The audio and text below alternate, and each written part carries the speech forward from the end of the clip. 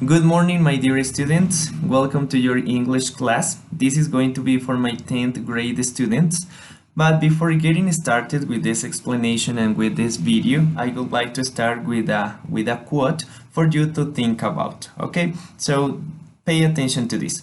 To learn a new language is to have one more window from which to look at the world. Okay, so I just wanted you to think about this before. Okay, very good. So let's start. As you already know, we divide our week in two sessions. In session number 1, we are going to continue working with Unit 18, and the name of this unit is Challenging Fate.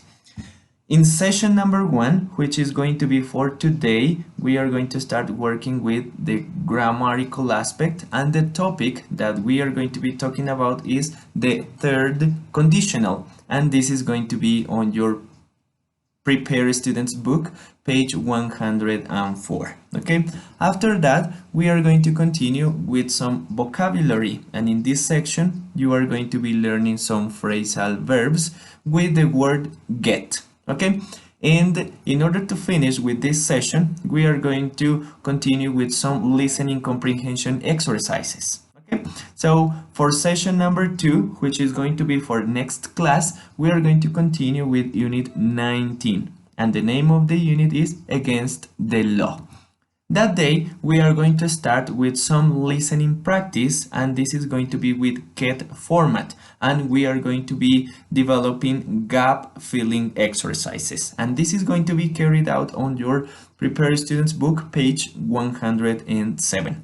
Okay, very good. And after that, in the vocabulary section, you are going to be learning some crime and criminal words, and this is going to be on page 108.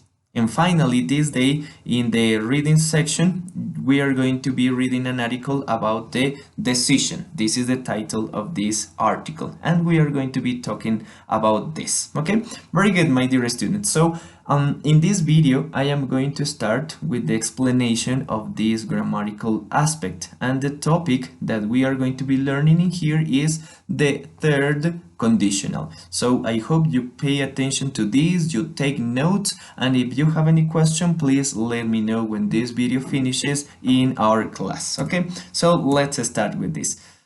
The third conditional.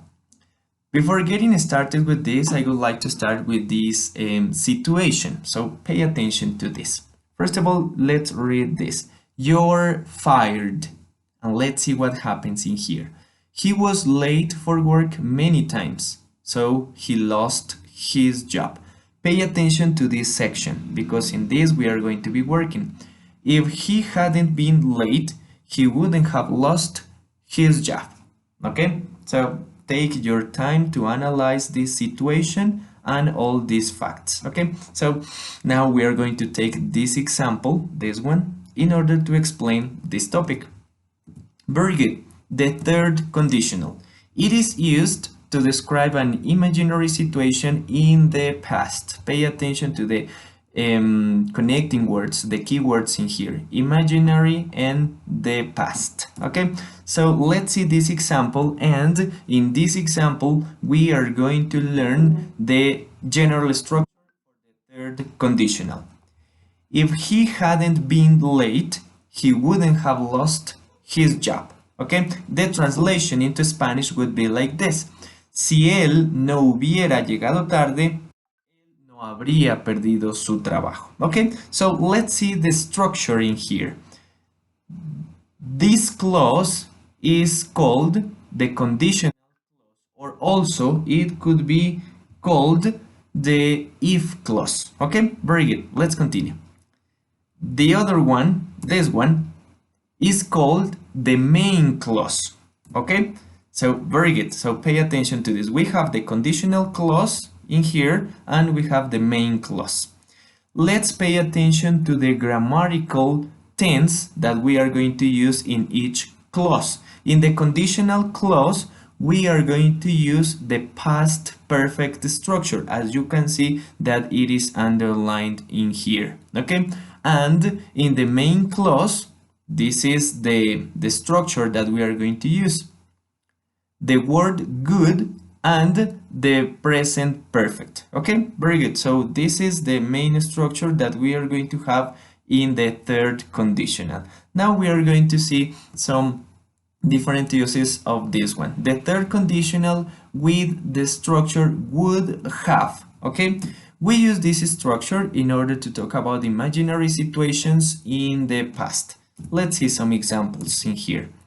If you had been more careful, you wouldn't have had an accident. As you can see in here, this is the conditional clause and this is past perfect, and you have here the main clause with the would and the present perfect structure. Okay, let's see another example.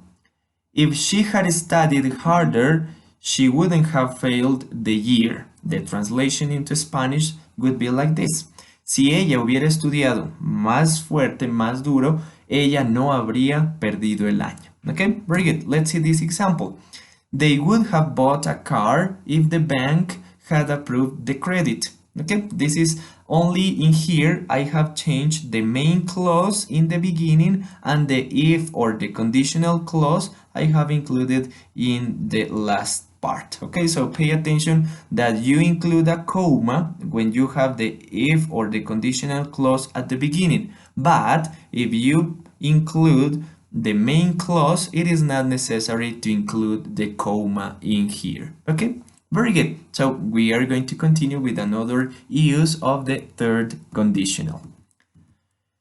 The third conditional with the might have structure. We use this structure in order to make the result of the imaginary situation less certain. Okay, the connecting word in here is might and less certain. Let's see these examples that I have prepared in here for you. Number one. If I had worked late yesterday, I might have felt too tired today. Okay?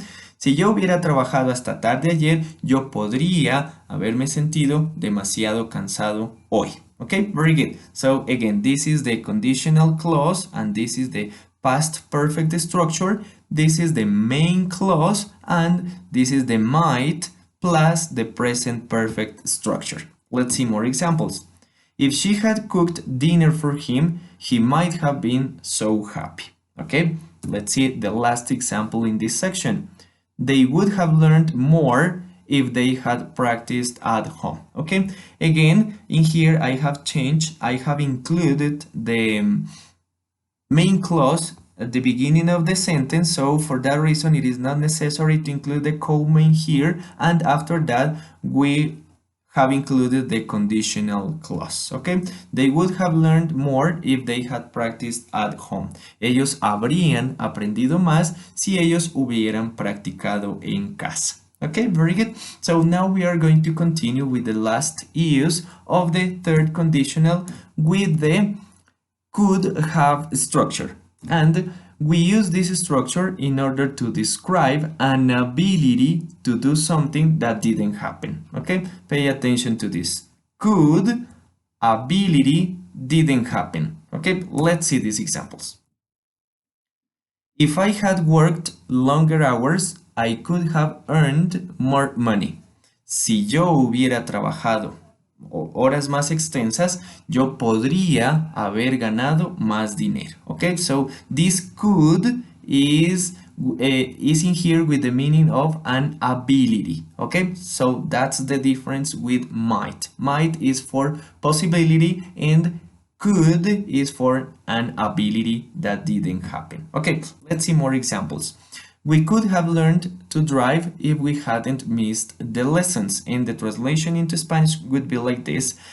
Nosotros podríamos haber aprendido a conducir si no hubiéramos perdido las clases. Okay, very good. So let's see this example. This is the last example that I have prepared for you. If she'd practiced more, she could have spoken better English. Si ella hubiera practicado más, ella podría haber hablado mejor inglés. Okay, so my dear students, as you can see, those were the three different uses with the three different structures in the third conditional. So thank you for watching this video. I hope you have enjoyed a lot.